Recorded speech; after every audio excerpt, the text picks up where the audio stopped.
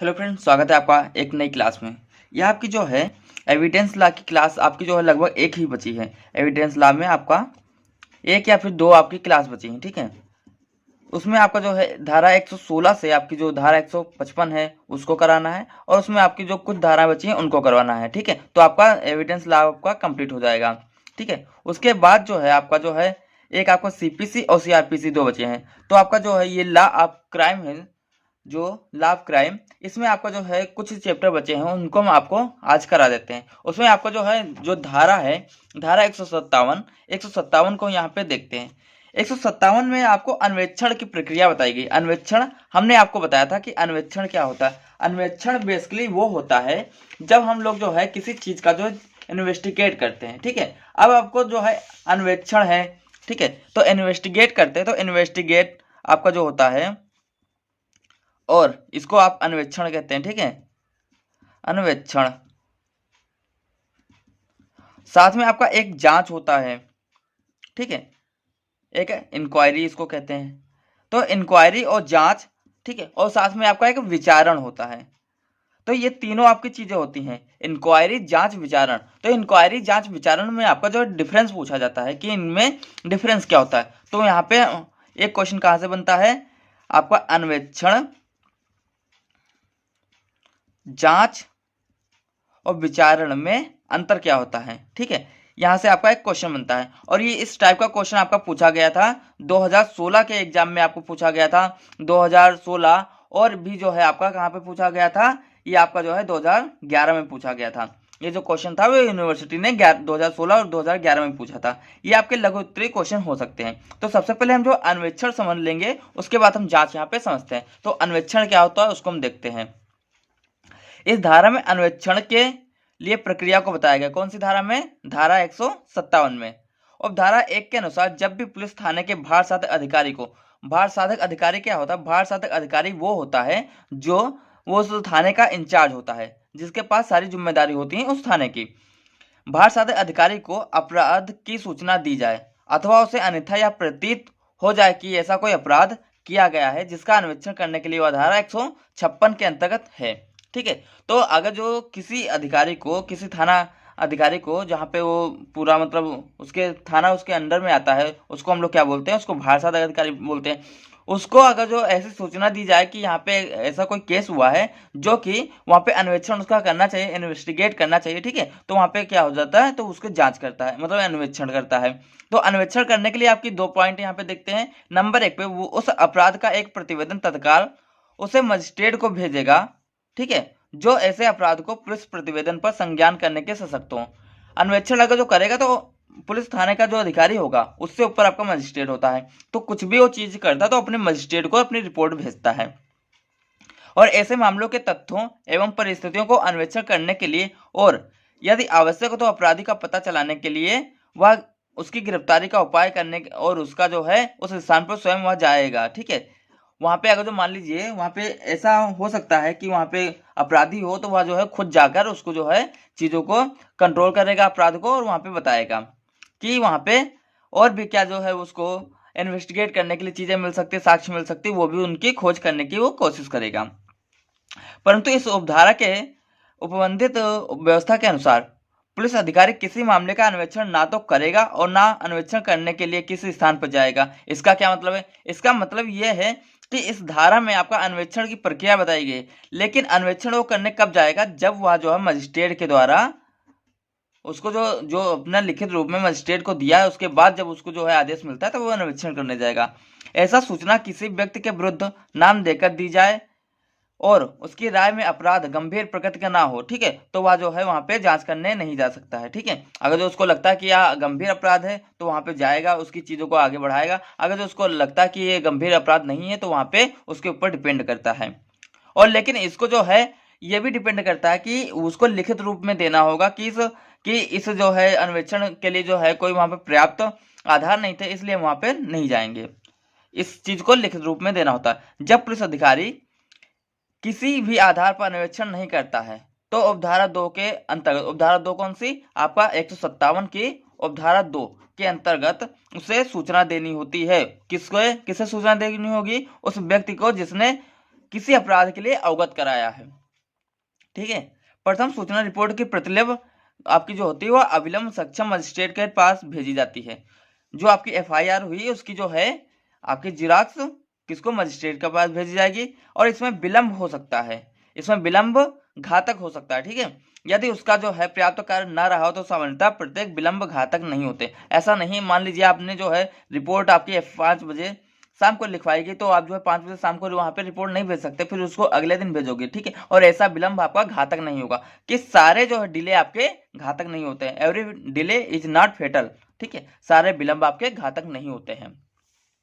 अब अन्वेक्षण में जो है उच्च न्यायालय द्वारा हस्तक्षेप देखते हैं। तो हस्तक्षेप की अगर जो बात करेंगे तो यहाँ पे अन्वेक्षण में उच्च न्यायालय कैसा आपका हस्तक्षेप करता है उसको देखते हैं।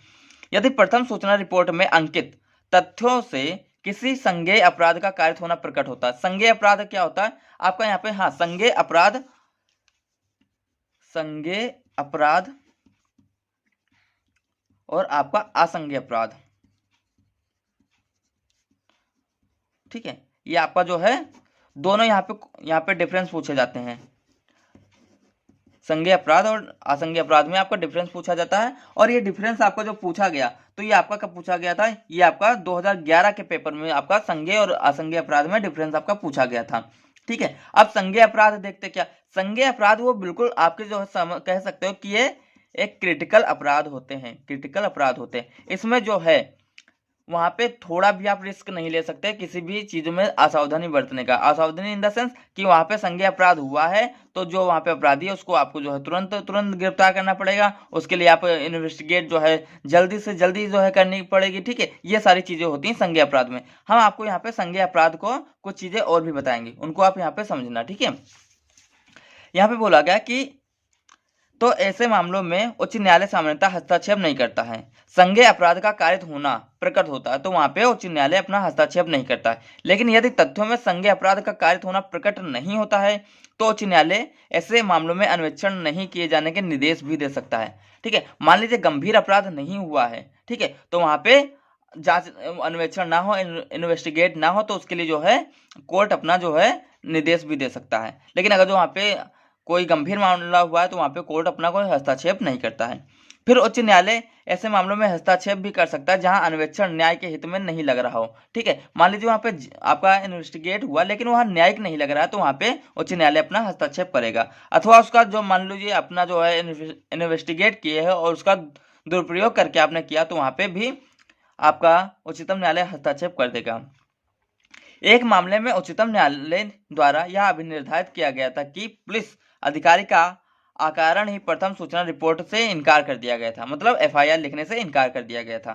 बिना आधार के रिपोर्ट दर्ज करने से इनकार करना उचित नहीं है। ठीक है, इसमें जो है ऐसे मामलों में न्यायालय द्वारा हस्तक्षेप करते हुए प्रथम सूचना रिपोर्ट दर्ज कराई जाएगी। ठीक है, ये चीज है। अगला आपका यहाँ पे पॉइंट है कि रिपोर्ट कैसे दी जाएगी। अब रिपोर्ट आप एफआईआर अलग होता है और रिपोर्ट आपका अलग होता है। ठीक है, एफआईआर आपका जो होता है वो आपका अलग है, रिपोर्ट अलग है। अब यहाँ पे देखिए, मान लीजिए आप जो थाने में जाते हैं, ठीक है, तो किसी चीज के लिए जो है आप वहां पे क्या करते हैं, सबसे पहले एफआईआर करते हैं। और मान लीजिए आप जो है कहीं पे काम करते हैं तो अपने सीनियर जो है जूनियर को जो रिपोर्ट कभी कभी देता है, कभी जो है जूनियर सीनियर को रिपोर्ट दे देता है। तो रिपोर्ट आपका कोई भी चीज का हो सकता है, एफआईआर आपका केवल कोई भी केस का होगा। ठीक है, तो रिपोर्ट और आपका एफआईआर में अंतर होता है। और रिपोर्ट और एफआईआर का जो क्वेश्चन आपका बना था, ये आपका क्वेश्चन पूछा गया था। ये आपका क्वेश्चन पूछा गया था कि देखिए आपका ये जो है क्वेश्चन पूछा गया था 2000 प्रथम सूचना रिपोर्ट आपका क्या होता है। ये तो हमने एफआईआर आपको बताया था क्या होता है। ठीक है, एफआईआर क्या होता है, ये आपका क्वेश्चन बना था 2013 में, 14 में, 15, 16, 18 में बना था। ठीक है, और आपका ये क्वेश्चन एफआईआर और रिपोर्ट में आपका क्वेश्चन पूछा गया है। यहाँ पे अभी दिखा रहे हैं आपको, ये जांच और अन्वेषण में आपका जो है क्वेश्चन पूछा गया था। ठीक है, ये आपका यहाँ से क्वेश्चन बन सकता है। रिपोर्ट और एफआईआर, रिपोर्ट और एफआईआर,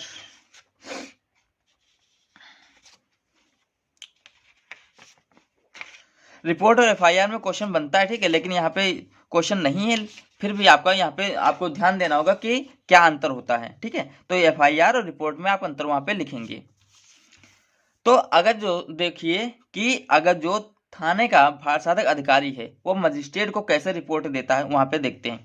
इस धारा की उपधारा 1 के अनुसार मजिस्ट्रेट को धारा 157 के अंतर्गत भेजी गई प्रत्येक रिपोर्ट पुलिस को ऐसे वरिष्ठ अधिकारी के माध्यम से दी जाएगी जिसे राज्य सरकार साधारण या फिर विशेष आदेश द्वारा इस प्रयोजन के लिए नियुक्त किया हो। इसका क्या मतलब है? इसका आपका सिंपल सा ये मतलब है कि जैसे आपका दो लोग होते हैं तो उनके बीच की एक कड़ी होती है, दो लोगों के बीच की एक कड़ी होती है, उसको क्या कहेंगे? उसको यहाँ पे क्या कहते हैं?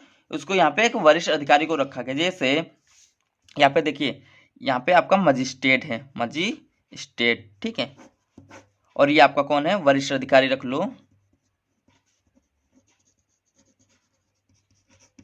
और ये थाने का भारसाधक अधिकारी।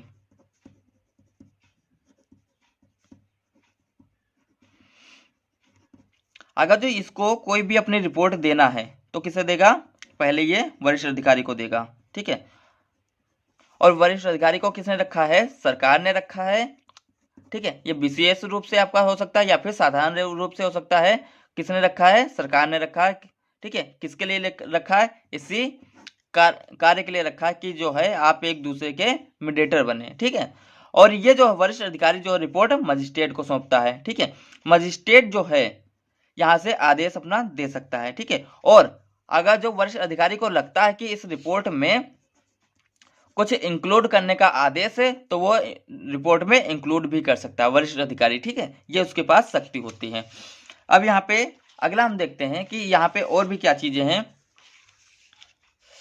फिर उपधारा 2 के अनुसार, उपधारा 1 के अनुसार तो अपनी रिपोर्ट भेजता है, उपधारा 2 के अनुसार ऐसा वरिष्ठ अधिकारी पुलिस थाने के भारसाधक अधिकारी को निर्देश दे सकेगा, ठीक है। मतलब अभी आपको बताया ना कि आदेश दे सकेगा, जैसा कि वह ठीक समझे, और उस रिपोर्ट पर उसे निर्देश को अभिलिखित करने के पश्चात उसे बिना किसी विलंब के मजिस्ट्रेट के पास भेजेगा।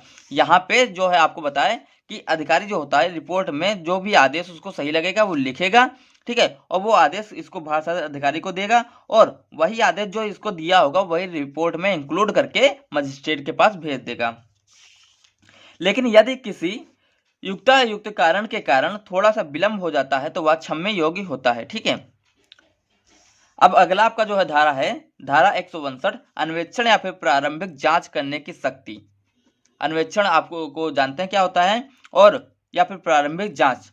यहाँ पे आप दोनों चीजों में अंतर आपको देखने का मिलेगा, लेकिन दोनों अलग अलग होते हैं। देखिए, धारा 157 के अंतर्गत जब पुलिस अधिकारी द्वारा मजिस्ट्रेट को किसी अपराध के लिए रिपोर्ट भेजी जाती है तो ऐसी रिपोर्ट मजिस्ट्रेट जो क्या करता है, ऐसी रिपोर्ट पे मजिस्ट्रेट क्या करता है? मजिस्ट्रेट खुद आदेश दे सकता है कि भैया इसकी जांच की जाए, या फिर मजिस्ट्रेट जो है उस आदेश के लिए खुद जा सकता है, ठीक है। लेकिन मजिस्ट्रेट जब वहां पे जाता है, वहां पे इन्वेस्टिगेट करने, ठीक है, तो वो इन्वेस्टिगेट जो है वह जांच अन्वेषण की परिभाषा में नहीं आता है, ठीक है। ये चीज यहाँ पे बताई गई। अगला आपका पॉइंट है धारा 160। धारा 160 में साक्ष्यों की हाजिरी की अपेक्षा करने के पुलिस अधिकारी की शक्ति यहाँ पे क्या होती है? तो यहाँ पे आपको समझने के लिए सबसे अच्छी चीज ये है कि जैसे कोई भी आपको यहाँ पे अगर जो वहां पे कोई साक्षी है, ठीक है, मान लीजिए एक मैटर यहाँ पे हुआ, कोई एक मैटर हुआ, तो यहाँ पे अगर जो कोई मैटर हुआ, यहाँ पे आपका थाना है और यहाँ पे कोई यहाँ पे मान लो देखने वाले लोग हैं कि जिनके सामने मैटर हुआ, तो थाने के अधिकारियों को नहीं पता होगा कि यहाँ पे मैटर क्या है, ठीक है। तो मैटर के लिए जानने के लिए यहाँ पे जो भी बवाल हुआ उसको जानने के लिए क्या होगा, यहाँ पे जो भी साक्षी होगा, ठीक है, तो कोई भी जो है मैटर को सॉल्ट आउट करने के लिए क्या होता है? एविडेंस होना चाहिए।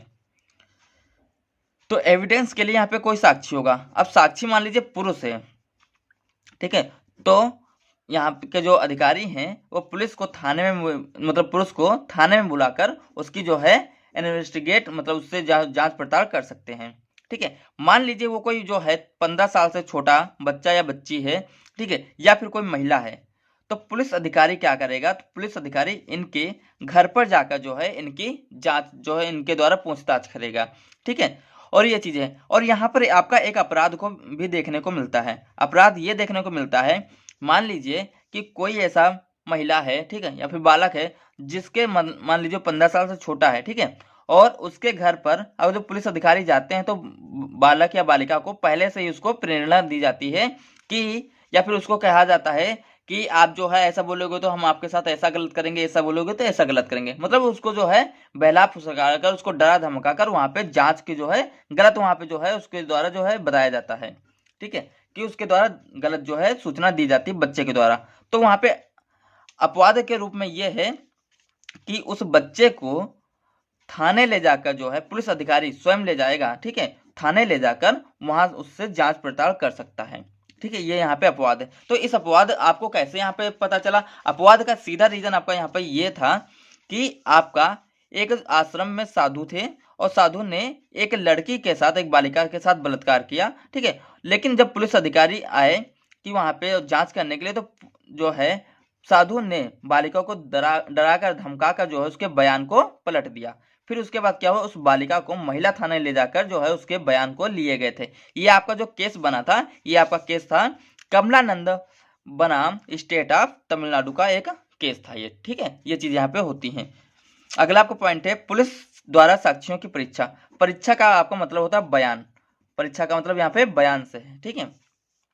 इस धारा की उपधारा 1 के अंतर्गत अन्वेषण कर रहे पुलिस अधिकारी को यह अधिकार दिया गया है कि वह ऐसे व्यक्तियों की मौखिक परीक्षा कर सकेगा जो कि मामले के तथ्यों और परिस्थितियों की जानकारी रखता हो, ठीक है।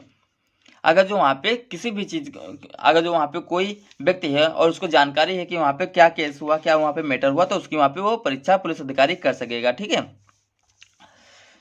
मौखिक परीक्षा के दौरान उपधारा 2 के अंतर्गत उस व्यक्ति का यह कर्तव्य होगा कि वह अपनी बातों को सही सही वहां पे बताए, जो उसने देखा है, जो उसने सुना है, ठीक है। जो भी वहां पे बातें हुई उनको वह सही सही रूप में वहां पे विवरण के साथ उसको देगा, ठीक है।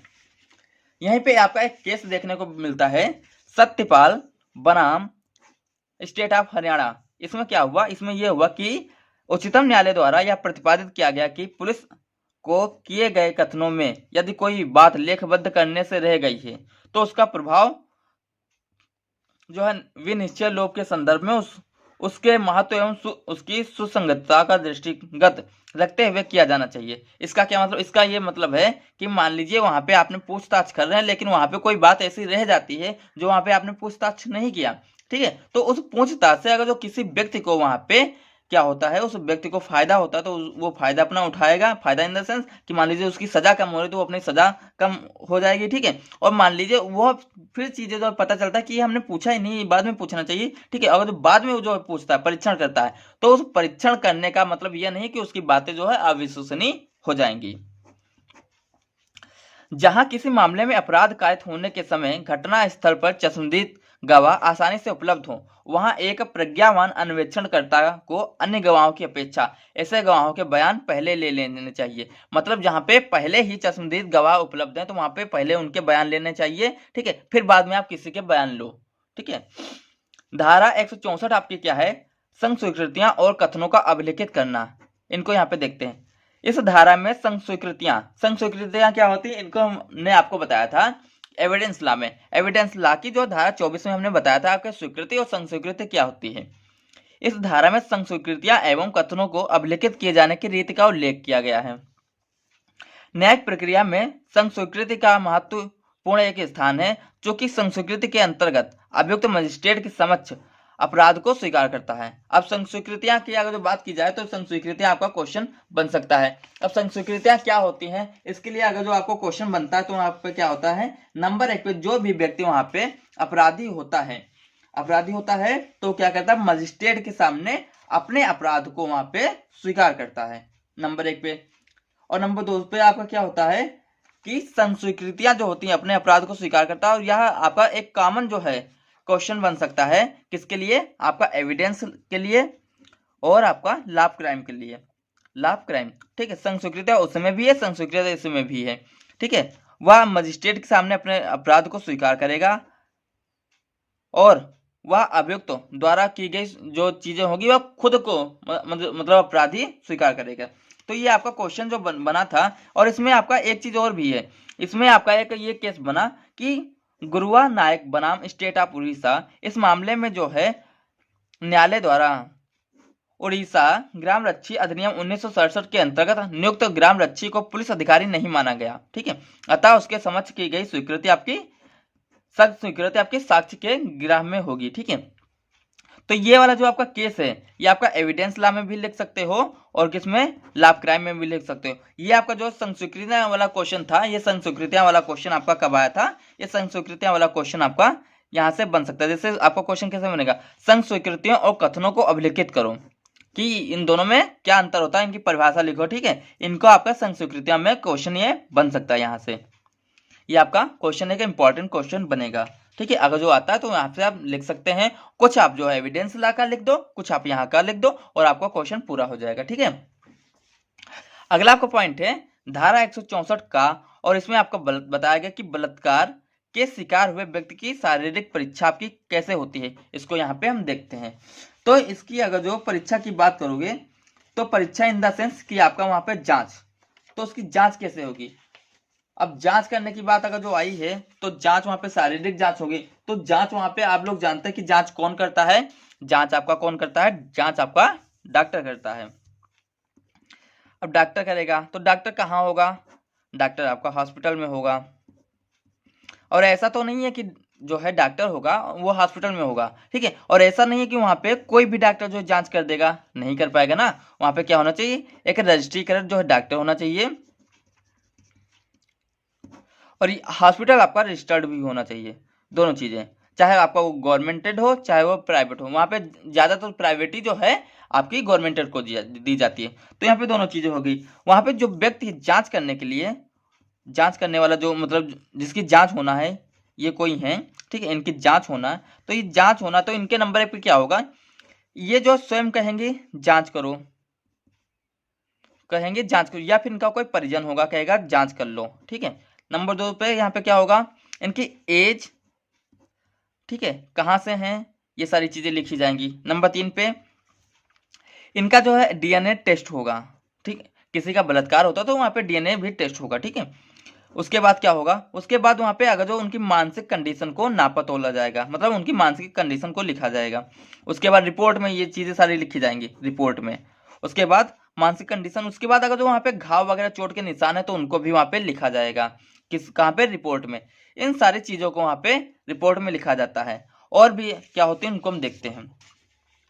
और वह जो है कितने समय जो है जांच के लिए गई, टाइमिंग वहां पे लिखी जाएगी। टाइमिंग कि वह जांच करने के लिए कितने टाइम अंदर गई और कितने टाइम वो जो है जांच उनके टाइम लगा और कितने टाइम में वो बाहर आई। ये सारी चीजें वहां पे लिखी जाती हैं। कब, जब वहां पे किसी जो है बलात्कार महिला का जो है वहां पे जांच होती है तो वो सारी चीजें यहाँ पे लिखी जाती हैं। ये आपके कहाँ पे आती हैं, ये आपकी जो है धारा 164 का में आता है।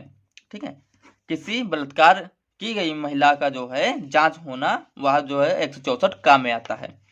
ठीक है, क्या क्या लिखा जाता है, महिला का नाम, पता, ये सारी चीजें, महिला की आयु, डीएनए रिपोर्ट, ये सारी चीजें लिखी जाएगी। ठीक है, महिला के जो शरीर पे अगर चोट के निशान है तो वो भी लिखा जाएगा।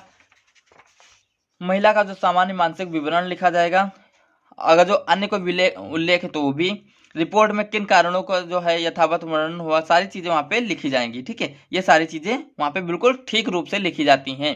रिपोर्ट जो हम लोग वहां पे डॉक्टर बनाता है तो सारी चीजों को लिख लेता है। अगला आपका पॉइंट यहाँ पे बनता है पुलिस अधिकारी द्वारा तलाशी। पुलिस अधिकारी जो किसी व्यक्ति की कब तलाशी ले सकता है, इसको हम यहाँ पे देखते हैं।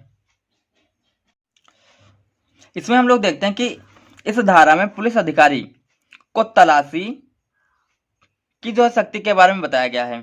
और धारा 1 के अनुसार जब किसी पुलिस थाने के भाषाई अधिकारी को अथवा अन्वेषण करने वाले पुलिस अधिकारी को यह विश्वास हो जाए कि अन्वेषण के प्रयोजन के लिए जिसको करने के लिए वह प्राधिकृत है आवश्यक कोई चीज जिसके पुलिस थाने की सीमाओं के अंदर पाई गई जा सकती है तो वह उसके जो है प्राप्त करने के स्थान को तलाशी ले सकेगा। मतलब इसका यहाँ पे यह है कि अगर जो हम यहाँ पे जांच कर रहे हैं, अन्वेषण कर रहे हैं, तो अन्वेषण कर रहे हैं तो वहां पे जांच कर रहे हैं, तो जांच करने से क्या होगा, अगर जो यहाँ पे कोई हमारा केस है उसमें हमको जो है एविडेंस मिल रहा है, जो एविडेंस मिल रहा है वो हमारे लिए सहायक होगा। और जांच हम वही कर पाएंगे जो हमारे जो है लिमिट के अंदर होती है। लिमिट के अंदर इन द सेंस जो पोजीशन होती है उसे के अकॉर्डिंग जो है आपकी जांच लेवल भी होगा। ठीक है, अभी किसी जो है इंस्पेक्टर को जो है क्या जो है सीआईडी वाले जो है या फिर जो है सीबीआई वाले जो है जांच नहीं कर सकते ना, ईडी वाले आपकी जांच नहीं कर सकता ना पुलिस अधिकारी, तो उसीलिए वह अपनी लिमिट के अंदर जो है चीजों की जांच करता है।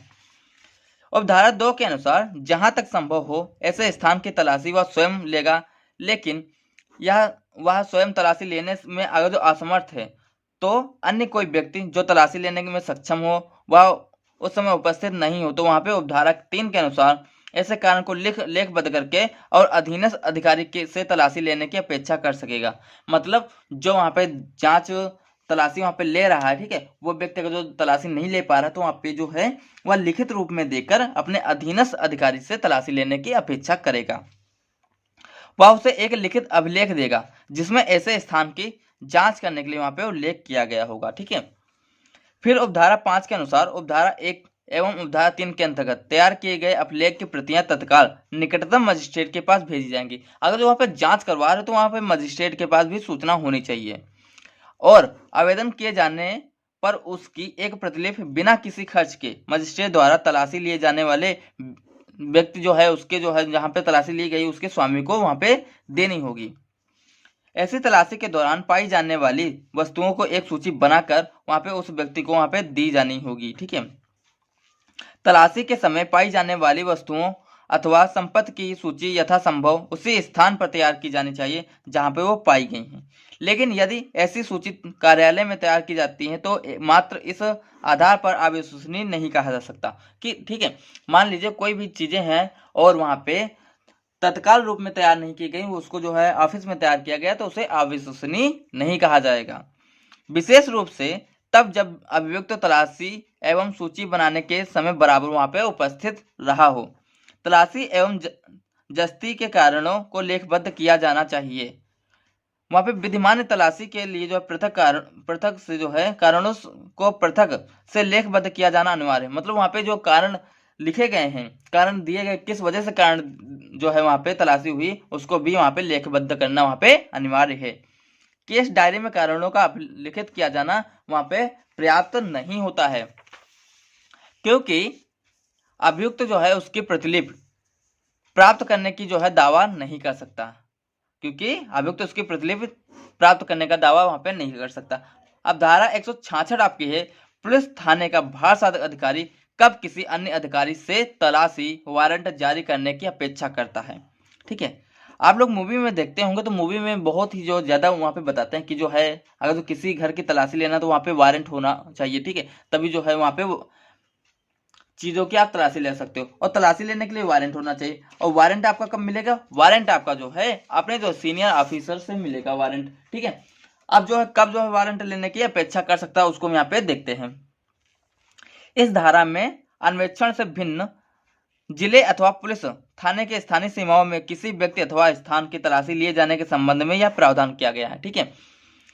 अन्वेषण से भिन्न मतलब क्या है कि जहां पे आपका जो है घटना घटित हुई है वहां पे तो तलाशी आप कभी भी ले सकते हो, कैसे भी ले सकते हो, लेकिन उससे भिन्न दूसरी जगह को जो आप तलाशी लेने जाते हो तो वहां पे क्या होगा, उसके लिए प्रावधान रखा गया कि आपको वारंट वहां पे लेना होगा।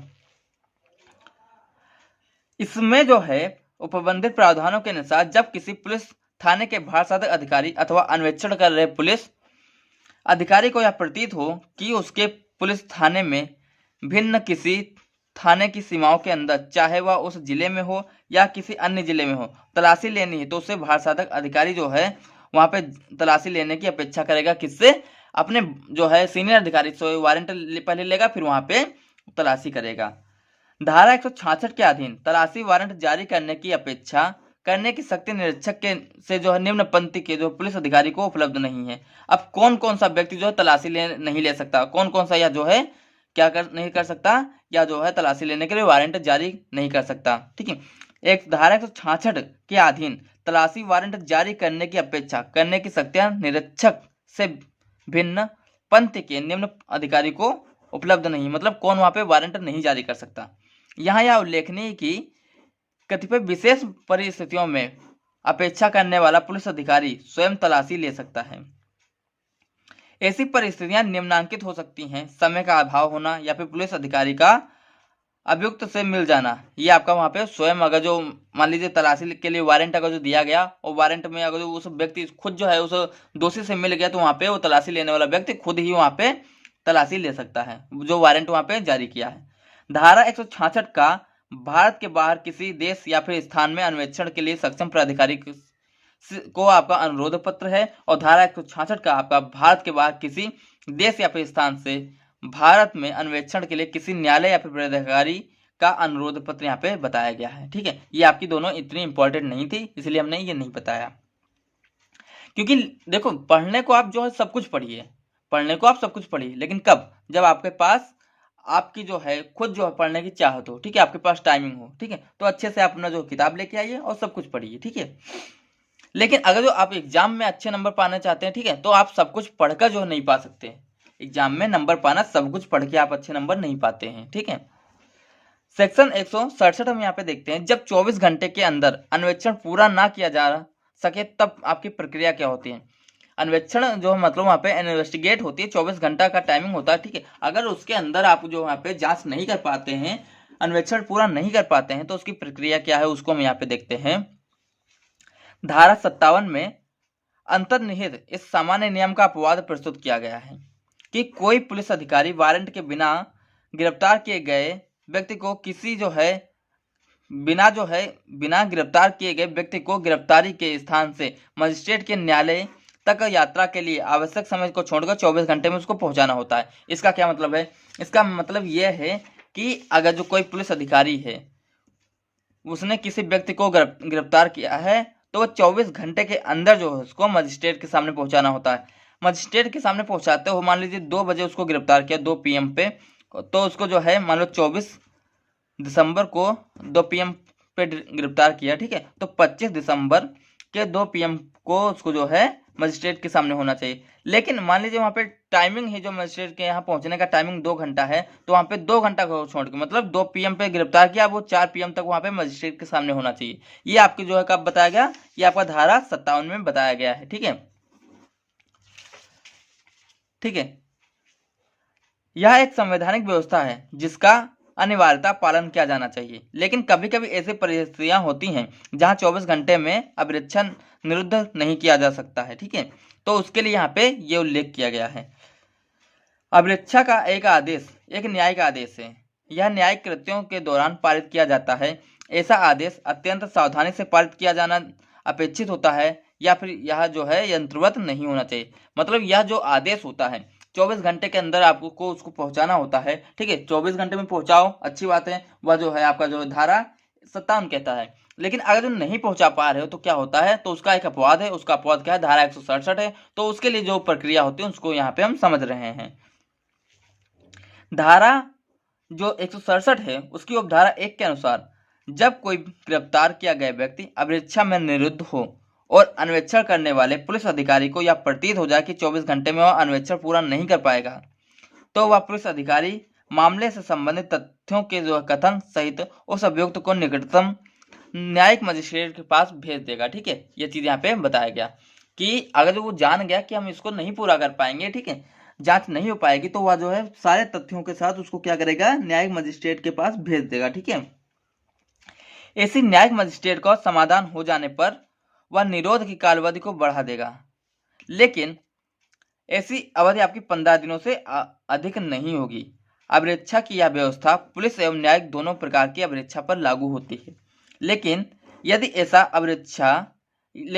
ऐसे मजिस्ट्रेट की राय में जो उसके विचारण की अधिकारिता नहीं रखता है और अधिक निरुद्ध रखा जाना आवश्यक है, तो वह अभियुक्त ऐसे मजिस्ट्रेट के समक्ष भेजने का आदेश दे सकेगा। अभियुक्त को ऐसे मजिस्ट्रेट के सामने भेजने का आदेश दे सकेगा जो विचारण करने के लिए अधिकारिता वहां पे रखता हो, ठीक है। अगर जो वहाँ पे मजिस्ट्रेट देखो वो भी भांति भांति के होते हैं, सारे मजिस्ट्रेट जो है एक दूसरे का जो है काम नहीं कर सकते। अगर जो किसी मजिस्ट्रेट के पास जो है वो पावर नहीं है, तो वो पावर नहीं है तो क्या करेगा? वो दूसरे मजिस्ट्रेट को वहां पे रेफर कर देता है, ठीक है। ऐसा मजिस्ट्रेट वहां पे अगर जो रेफर करेगा तो वहां पे उसको टाइमिंग जो वहां पे इंक्लूड हो जाती है, इंक्लूड इन द सेंस कि वो टाइमिंग वहां पे छूट मिल जाती है। ऐसा मजिस्ट्रेट उसे यथास्थिति 90 अथवा 60 दिनों से अनधिक काल अवधि तक जो है पुलिस अभिरक्षा से भिन्न निरुद्ध किए जाने का आदेश दे सकेगा। ठीक है, आप लोगों को मजिस्ट्रेट के बारे में बताया था कि तो किसी को 5,000 रुपये जो है क्या जुर्माना कर सकता है, कोई 1 साल जो है सजा कर सकता है। ठीक है, तो उसी तरह से भांति भांति के आपका मजिस्ट्रेट होता है।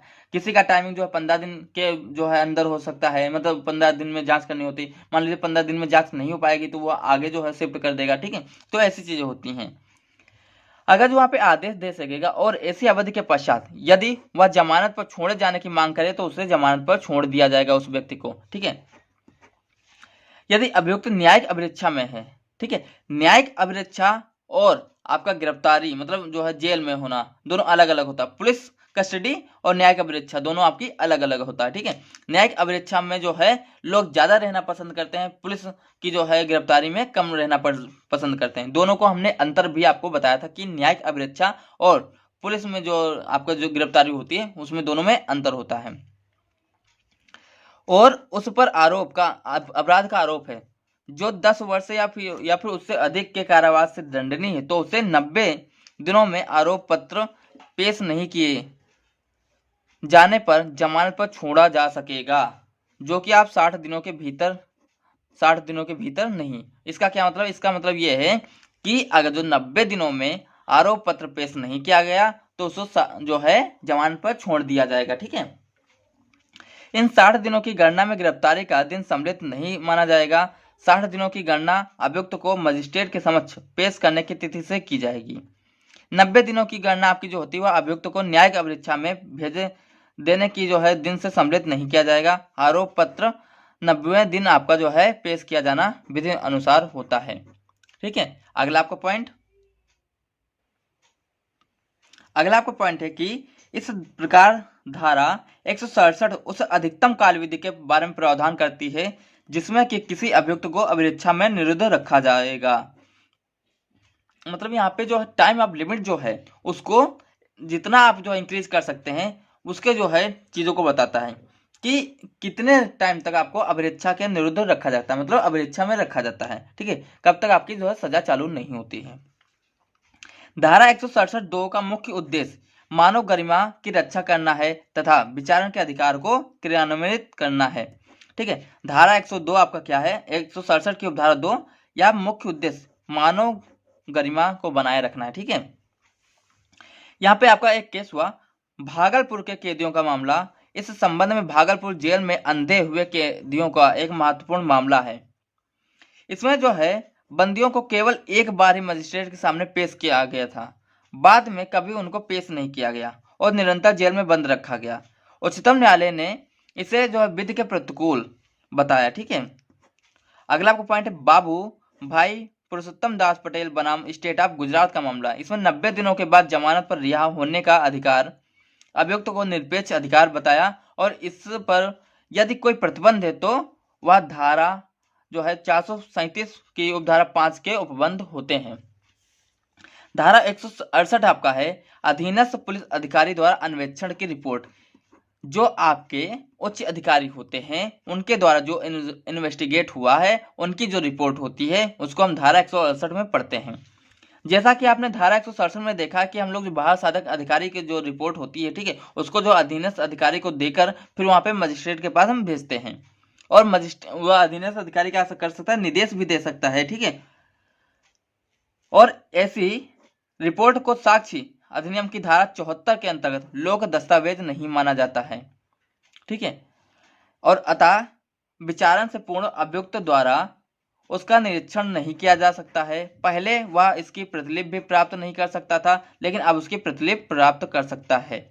ठीक है, अब यहाँ पे आपको समझ नहीं आया होगा तो इसको यहाँ पे ऊपर से देखते हैं कि 157 में हमने पढ़ा है कि पुलिस थाने का भाषा अधिकारी किसी संज्ञेय अपराध का अन्वेषण करने के लिए अपने अधीनस्थ अधिकारी को प्रतिनियुक्त कर सकता है। ठीक है, क्या कर सकता है? उसको प्रतिनियुक्त कर सकता है। भाषा अधिकारी अपने अधीनस्थ अधिकारी को प्रतिनियुक्त कर सकता है और उसे आवश्यक निर्देश दे सकता है।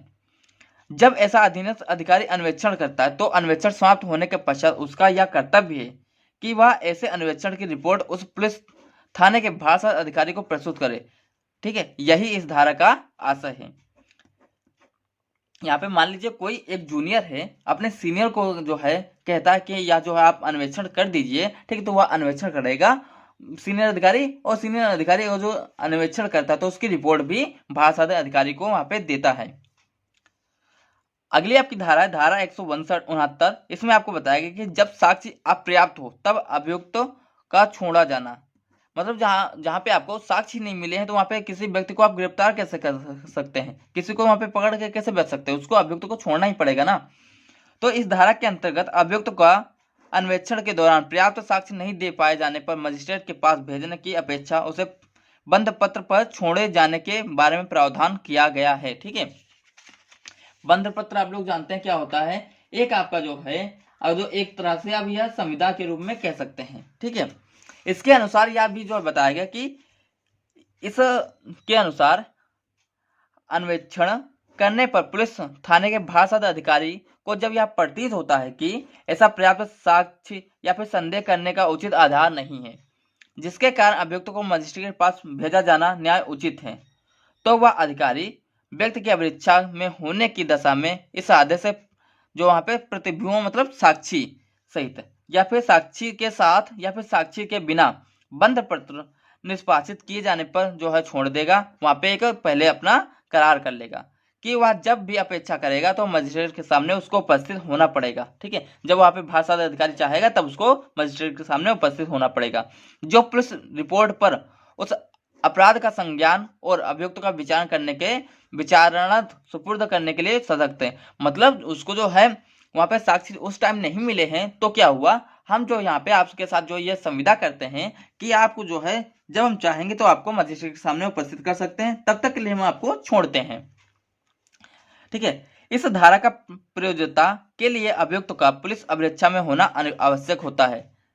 यदि ऐसा अभियुक्त व्यक्ति जेल में निरुद्ध हो तो उसे छोड़ जाने के लिए मजिस्ट्रेट का आवेदन वहां पे लेना होगा। अगर जो वहां पे जेल में बंद है तो उसको आवेदन मजिस्ट्रेट का लेना होगा। ठीक है, धारा 170 आपका है जब साक्ष्य पर्याप्त हो तब मामलों का मजिस्ट्रेट के पास भेज देना चाहिए। ठीक है, जब 169 क्या था वहां पे साक्ष्य आपके पास नहीं थे, लेकिन धारा 170 में क्या है यहाँ पे आपके पास साक्ष्य हैं। ठीक है, धारा 169 के अंतर्गत जहां पर्याप्त साक्ष्य अथवा संदेह के उचित आधार नहीं होने पर अभियुक्त को मजिस्ट्रेट सामने भेजना होता है तो मजिस्ट्रेट समस्त उपस्थित होने की आशा के प्रतिभूओं सहित या फिर प्रतिभू रहित बंद पत्र निष्पादित किए जाने पर छोड़े जाने का प्रावधान किया गया है। ये चीज अभी हमने आपको बताया कि वहां पे मान लीजिए साक्ष्य नहीं है तो वहां पे छोड़े जाने का प्रावधान है, लेकिन धारा 170 में आपका जो वहां पे अगर साक्ष्य है तो वहां पे क्या होना है तो उसको आपके मजिस्ट्रेट के सामने आपको प्रस्तुत होना होता है। ठीक है, ऐसी रिपोर्ट आपको अपराध आरोप पत्र कहा जाता है। अब चार्जशीट किसे कहते हैं, इसको यहाँ पे क्वेश्चन समझने वाली है। धारा 170 में पर्याप्त साक्ष्य अथवा संदेह के उचित आधार पाए जाने पर उस अभियुक्त को बंद पत्र पर छोड़े जाने के बजाय उसे मजिस्ट्रेट के सामने पेश करना होता है जो पुलिस रिपोर्ट पर उस अपराध का संज्ञान करने के लिए सशक्त है, और ऐसी रिपोर्ट को आरोप पत्र कहते हैं। ये चीज आप जान लेना। ठीक है, चार्जशीट कौन बनाता है, आपका थाने का भाषाद अधिकारी बनाता है। यद्यपि संहिता में ऐसा कोई शब्द प्रयोग तो नहीं हुआ है, लेकिन इसे आप आरोप पत्र ही माना गया है।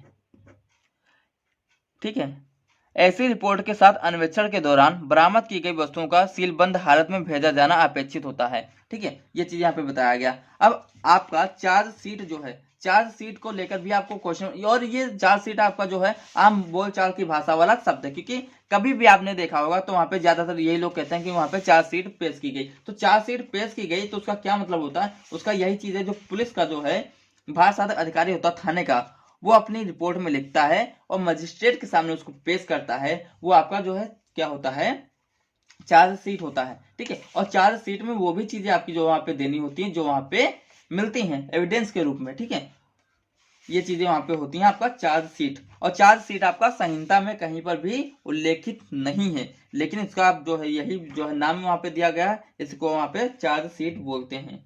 ठीक है, अगला आपका पॉइंट,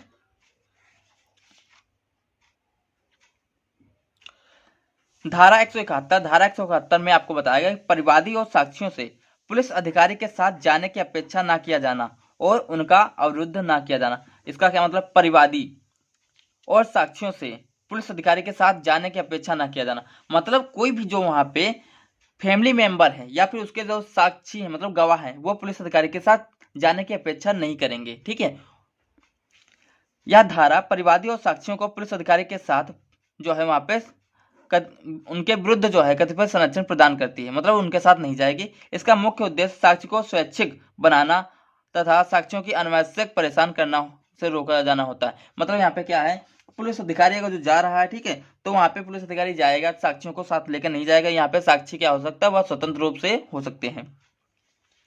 इसके अनुसार जब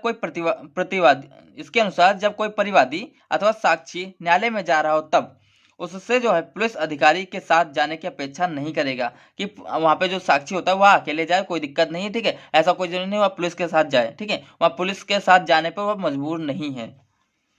उसे अनावश्यक अवरोध या फिर असुविधा के अधीन नहीं किया जाएगा। किसको? साक्षी को।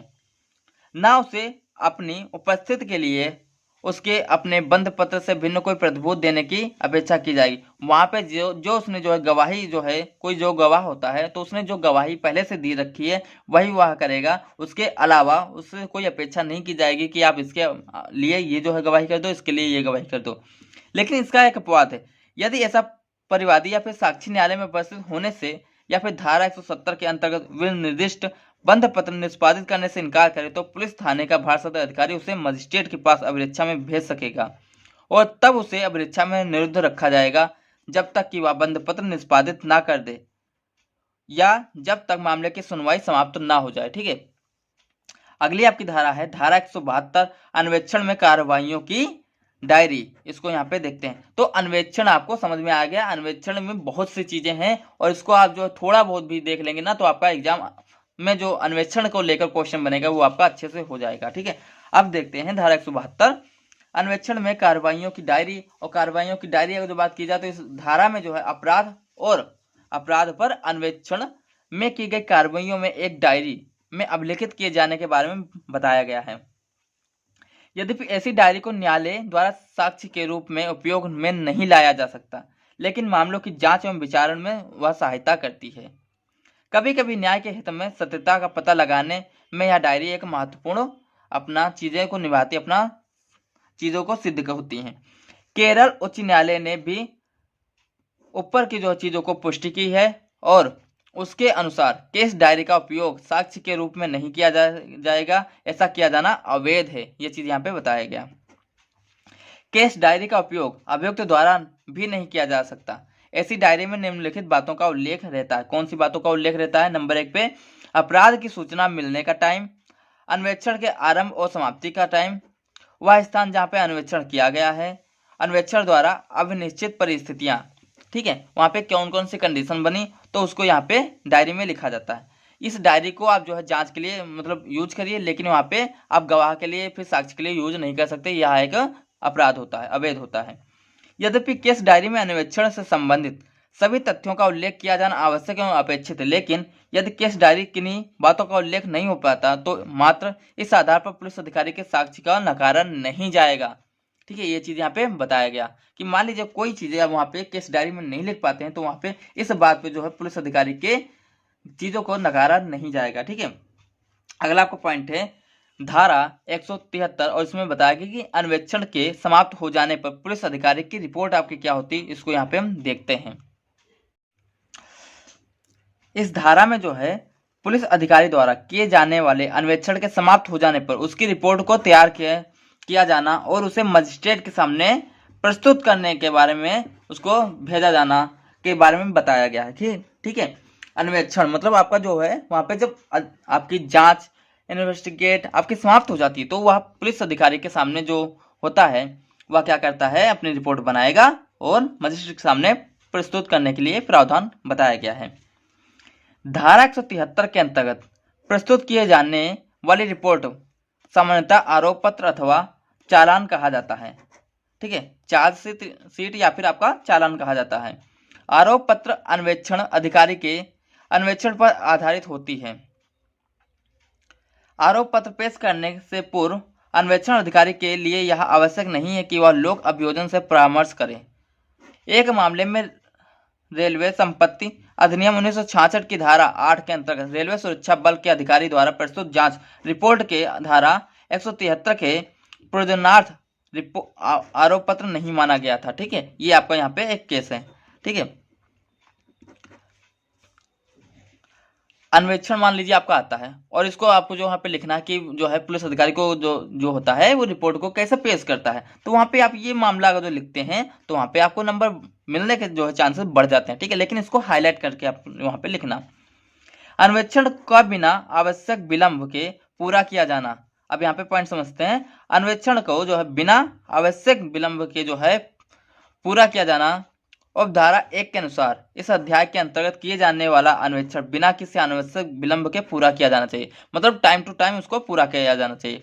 यहाँ जो है ज्ञातव्य है कि आरोप पत्र एवं अभियुक्त को गिरफ्तारी का प्रपत्र दोनों ही अन्वेषण के भाग होते हैं।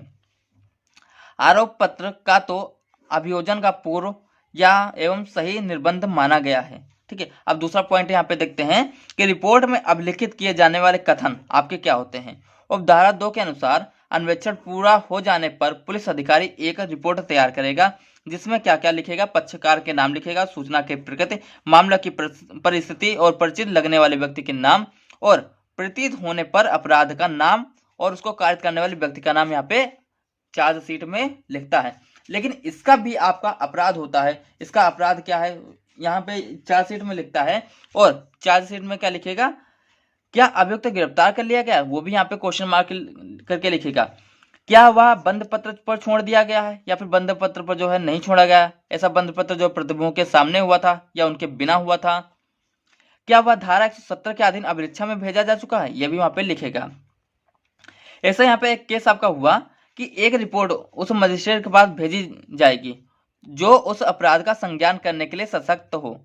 और यहाँ पे प्रकाश सिंह बादल बनाम स्टेट ऑफ पंजाब के मामले में उच्चतम न्यायालय द्वारा अभिनिर्धारित किया गया कि पुलिस अधिकारी द्वारा अन्वेषण के उपरांत दी जाने वाली रिपोर्ट में अपराधी का व्यापक विवरण दिया जाना आवश्यक नहीं है।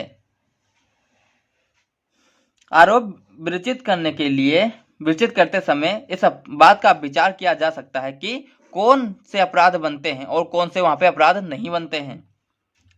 जहां कोई प्रकरण काउंटर केस हो और उसमें दोनों पक्ष ने भिन्न भिन्न बयान दिए हों, वहां दोनों मामलों में पृथक पृथक चार्जशीट वहां पे पेश किया जाना आवश्यक नहीं होता है। अन्वेषण अधिकारी स्वयं यह राय बना सकता है या फिर किसी पक्ष ने अपराध कारित किया है। ठीक है, ऐसी चीज वहां पे लिखेगा। रिपोर्ट के साथ भेजी जाने वाली आवश्यक वहां पे चीजें भी होती हैं। ठीक है, रिपोर्ट में के साथ वो भी चीजें भेजी जाएंगी जो वहां पे मिली हैं। ठीक है, उसमें आवश्यक चीजों में आपका क्या हो सकता है, वे सभी दस्तावेज जिन पर रिपोर्ट निर्भर करता है, उन सभी व्यक्तियों के नाम जो धारा 161 के अंतर्गत अभिलिखित कथन जिनकी साक्ष्यों के रूप में परीक्षा करने का विचार वहां पे किया गया, ये सारी चीजें वहां पे भेजनी होती हैं।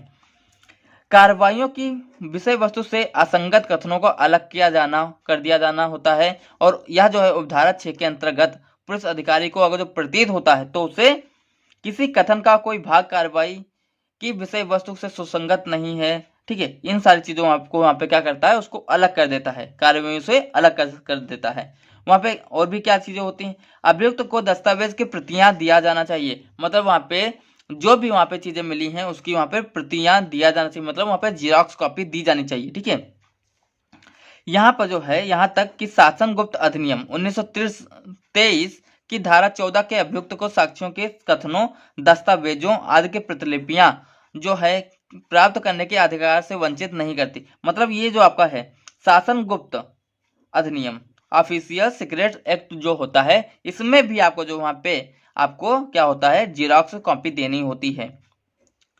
यहाँ यह उल्लेखनीय है कि जहां किसी आरोप के लिए कई संयुक्त अभियुक्त व्यक्तियों के विरुद्ध अन्वेषण किया जा रहा है, वहां उनमें से किसी एक अथवा अधिक के विरुद्ध रिपोर्ट प्रस्तुत की जा सकती है, चाहे सभी के विरुद्ध वहां पे ही क्यों ना रिपोर्ट वहां पर प्रस्तुत की जाए। ठीक है, अन्य एजेंसी व अन्वेषण कराने की शक्ति आपके क्या होती है उसको देखते हैं। जहां किसी मामले में यह प्रतीत होता कि पुलिस द्वारा ठीक ऐसा ही चीजें हुई हैं तो उसमें एक मत मिलता है, कहां से, शांति भाई जे वाघेला बनाम स्टेट ऑफ गुजरात के मामले में अभिव्यक्त किया गया है।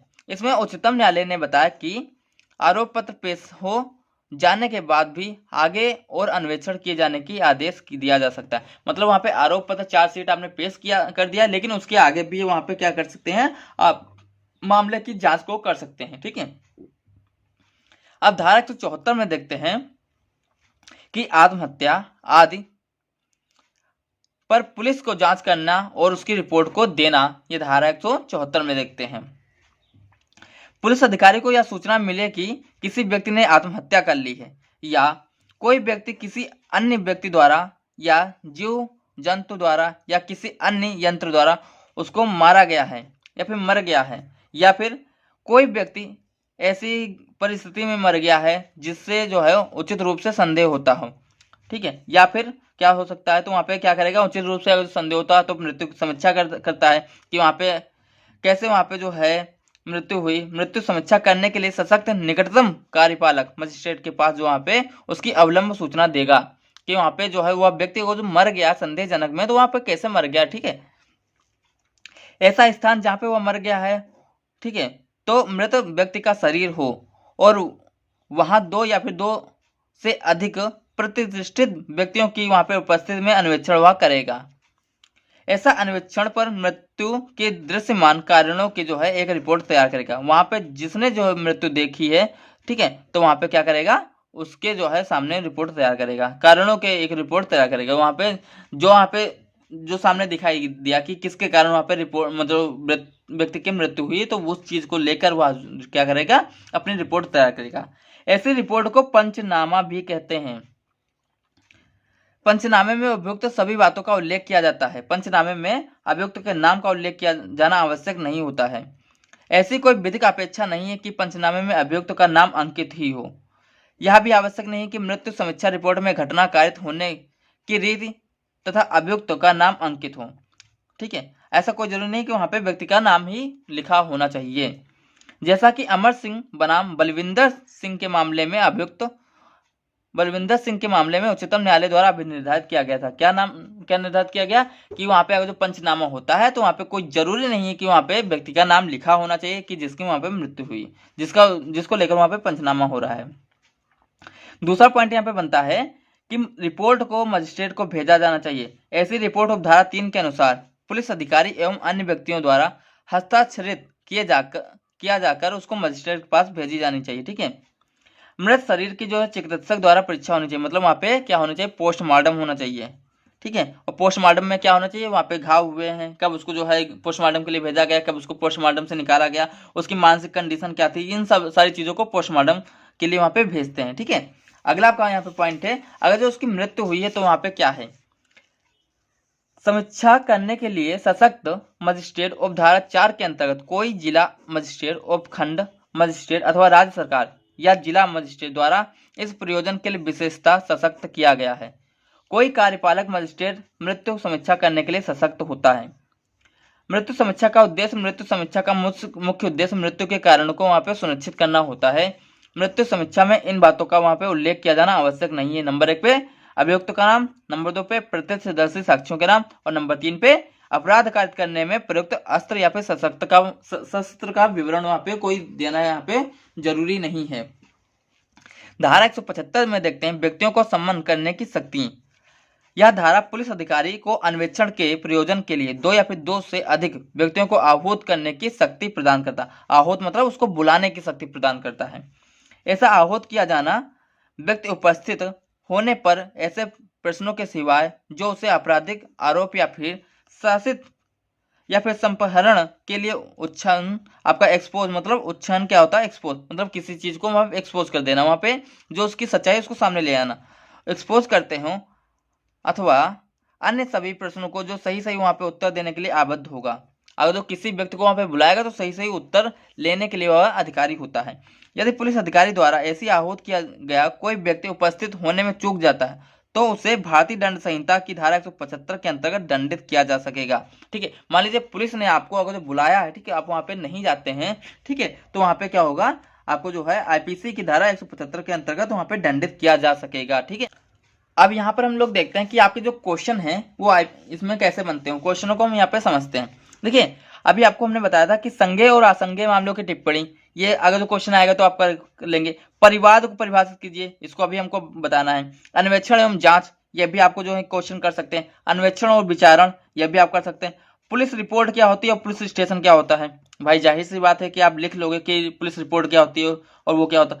सम्मन एवं वारंट, सम्मन एवं वारंट इसको हम आपको बताएंगे, ठीक है, क्या होता है।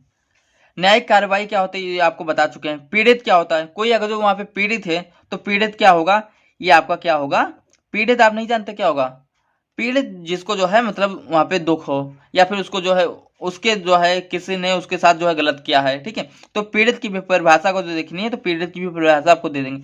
परिवाद और एफआईआर, एफआईआर हमने आपको बता दिया, परिवाद भी आपको बताना है बस, ठीक है। जमानती तथा गैर जमानती अपराध क्या होती हैं ये आपको जो है बता देंगे। महानगरीय क्षेत्र क्या होता है ये आपको बता चुके हैं।